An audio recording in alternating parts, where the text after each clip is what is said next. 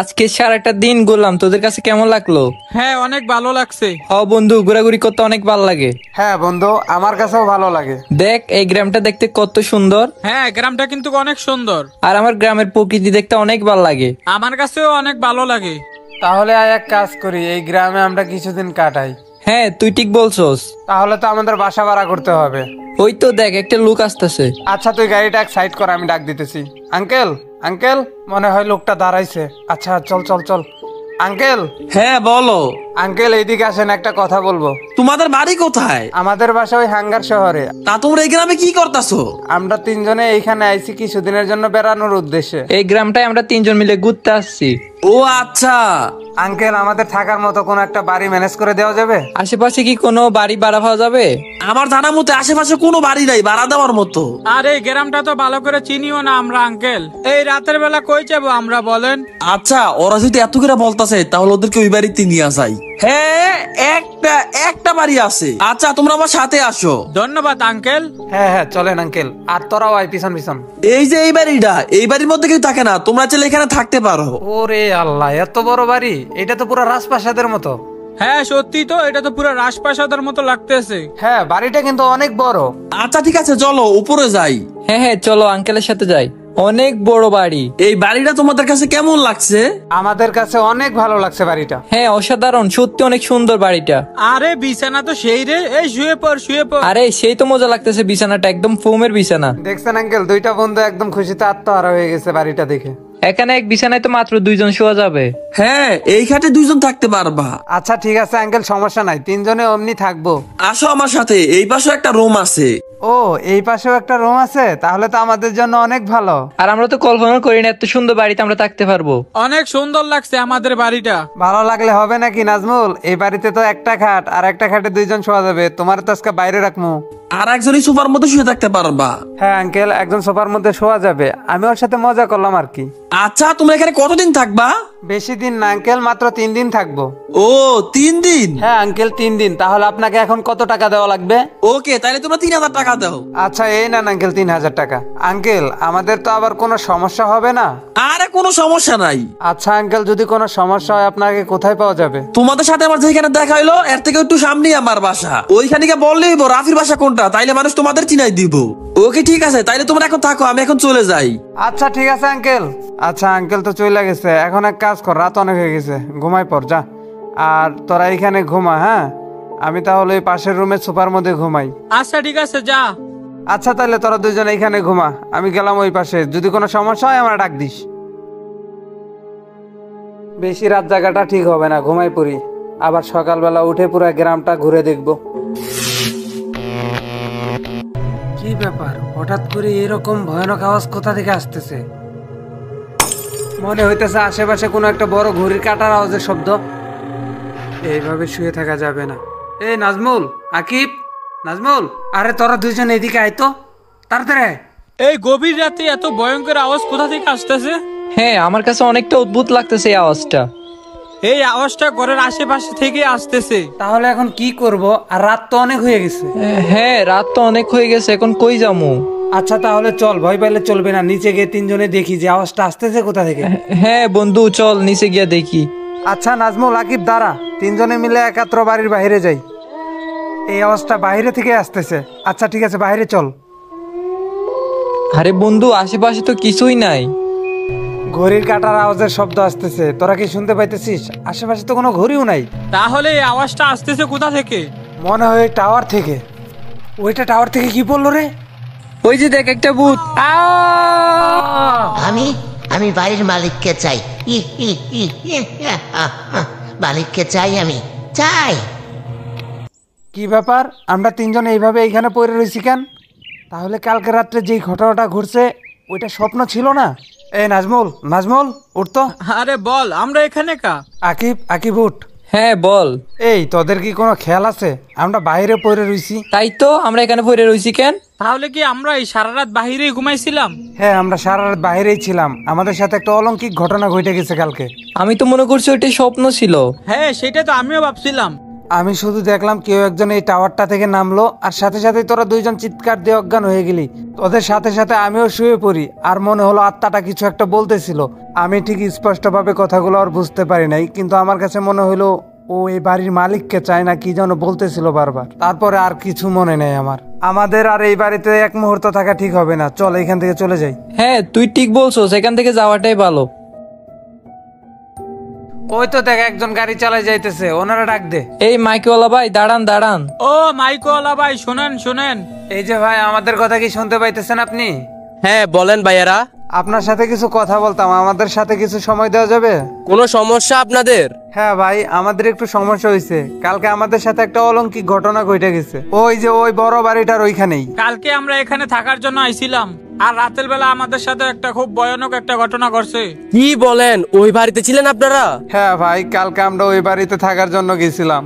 আপনাদের তো কোনো সমস্যা হয় নাই?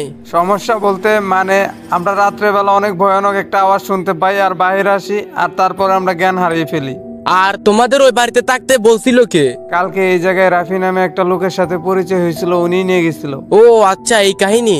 আমাদের কাছ থেকে 3000 টাকাও নিছে। তোমরা যে লোকটারে টাকা দিছো ওই তো 1 নম্বরের বাটপার। হাই হাই, কি বলেন আপনি? হ্যাঁ, ওই লোকটা খালি মানুষের সাথে দামদামি করে টাকা নেয়, কিন্তু তোমাদেরকে ওই বাড়িতে নেওয়া যাওয়া ওর একদমই ঠিক হয় নাই। আচ্ছা, ওই বাড়িতে হয়েছিলটা কি? তোমরা শুনতে চাও কি হয়েছিল? আচ্ছা তাহলে শোনো। আজকে তো একটা মিস্ত্রি আসার কথা ছিল। আচ্ছা দেখি তো মিস্ত্রিটা আসতেছে নাকি। ওই তো মনে হয় মিস্ত্রিটা আসতেছে। তুমি তাহলে আইছো? হ্যাঁ সাহেব, আইছি। আচ্ছা আমার সাথে আসো, আমি তোমাকে কাজটা দেখাই দিতেছি। আচ্ছা ঠিক আছে সাহেব। ওই টাওয়ারটা দেখতেছো না, ওই টাওয়ারের উপর একটা ঘড়ি লাগাইতে হবে। ওই টাওয়ারের উপর? এত উপরে?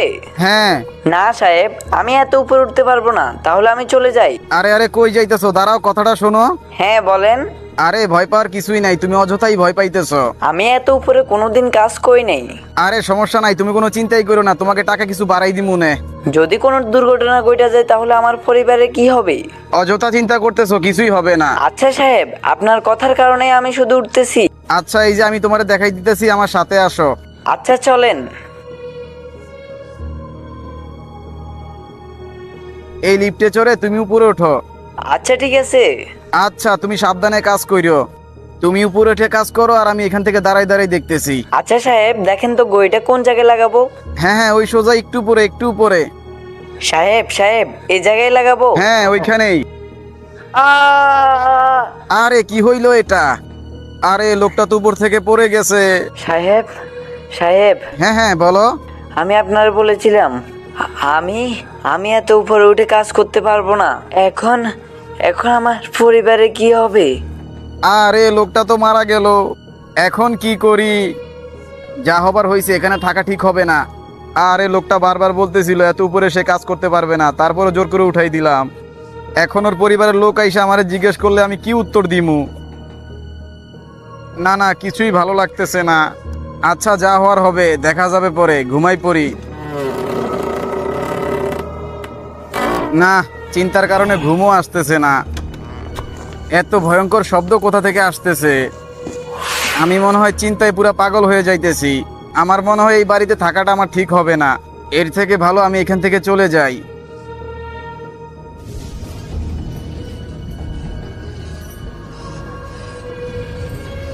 তোমাদের কপাল অনেক ভালো যে ওই আত্মাটা তোমাদের কোনো ক্ষতি করে নাই। আচ্ছা ভাই, এই বাড়িওয়ালার মালিক ওর এখন কই পাওয়া যাবে? ও তো অনেক দূরে এক জায়গায় বাসা ভাড়া করে থাকে এখন।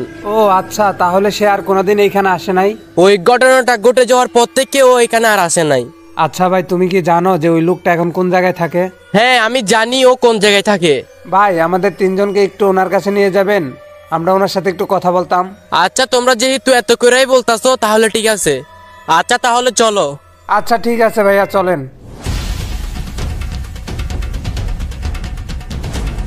এই যে এই বাড়িতেই থাকে। ও আচ্ছা। এই তো লোকটাকে পাওয়া গেছে এখানে, এখানে আসেন সবাই। আরে তোমরা কারা?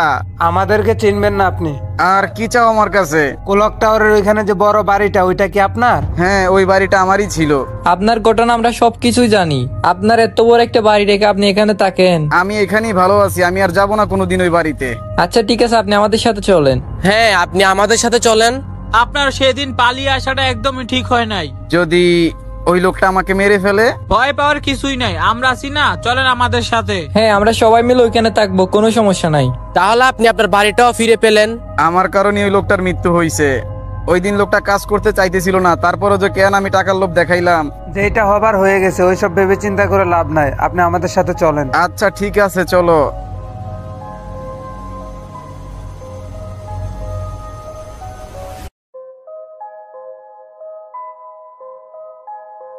আত্মাটা তো সেদিন এই টাওয়ার থেকেই নামছিল। আচ্ছা চলো ওই টাওয়ারের নিচে যাই, ওইখানে আসতে পারে। ও ও ও আহ আহ আহ তুমি তাহলে এসেছো? এতদিন তোমারই অপেক্ষায় ছিলাম। আমি কি বলে যে তোমার কাছে হাত জোর করবো বুঝতেছি না। সাহেব, আপনি আমাকে বলেছিলেন আমার কিছুই হবে না। তোমার মৃত্যুর ঘটনা দেখে আমি অনেক ভয় পেয়ে গেছিলাম, সেই কারণে আমি এই বাড়িটা ছেড়ে চলে গেছি। সাহেব, আপনি অনেক বড় ভুল করে ফেলেছেন, এর ক্ষমা তো হবে না। আমি অনেক বড় ভুল করে ফেলছি, আর যদি তুমি এখন আমাকে মেরে শান্তি পাও তাহলে আমাকে মেরে ফেলতে পারো। আমার কারণেই তোমার মৃত্যু হয়েছে, আমার শাস্তি হওয়া দরকার। এরপরেও কি তুমি লোকটাকে মাফ করবে না? হ্যাঁ, তুমি ওনাকে মাফ করে দাও। আচ্ছা ঠিক আছে, আমি মাফ করতে রাজি আছি, কিন্তু আমার একটা শর্ত আছে। আচ্ছা তুমি যা বলবো আমি সেটাই করতে রাজি আছি। আমার পরিবারের সকল দায়িত্ব তোমাকে নিতে হবে, তাহলে তোমাকে মাফ করে দেব। আচ্ছা ঠিক আছে, আজকের পর থেকে আমি তোমার পরিবারের সকল দায়িত্ব নিলাম। হ্যাঁ ঠিক আছে, আজকে থেকে তোমার পরিবারের সকল দায়িত্ব আমরা সবাই নিব। আরে আত্মাটা চলে গেছে, এই আত্মাটা শুধু ওর পরিবারের কারণে আপনাকে খুঁজে বেড়াইতেছিল। আজকের পর থেকে হয়তো আর কোনোদিন আসবে না, আপনি ওর পরিবারের দায়িত্ব নিছেন। আর তোমাদের সবাইকে আমি কি বলে যে ধন্যবাদ দিব? আমাদেরকে ধন্যবাদ দেওয়ার কোনো দরকার নাই আঙ্কেল, আপনি যে ওনার কাছে সব ভুল স্বীকার করছেন এইটাই অনেক কিছু। তোমাদের কারণে এই বিপদটা থেকে একেবারে চিরতরে মুক্তি পেয়ে গেলাম। আর একটা জিনিসই শিখে গেলাম যে টাকার লোভ দেখিয়ে কখনোই কোনো মানুষকে বিপদে ফেলা ঠিক না। আই হোপ গাইস, আশা করি তোমরা সবাই অনেক ভালো আছো। আর ভিডিওটা আনতে আমাদের অনেক বেশি লেট হয়ে গেছে, কারণ একটা ভিডিও বানাইতে অনেক পরিশ্রম করতে হয়। আর তোমরা যারা চ্যানেলে নতুন আছো, চ্যানেলটা অবশ্যই সাবস্ক্রাইব করে রাখবা। আর যারা অলরেডি সাবস্ক্রাইব করে দিছো তোমাদেরকে অনেক বেশি ধন্যবাদ। আর দেখা হচ্ছে নতুন কোনো একটা ভিডিওতে, সে পর্যন্ত সবাই ভালো থাকবা। Bye bye.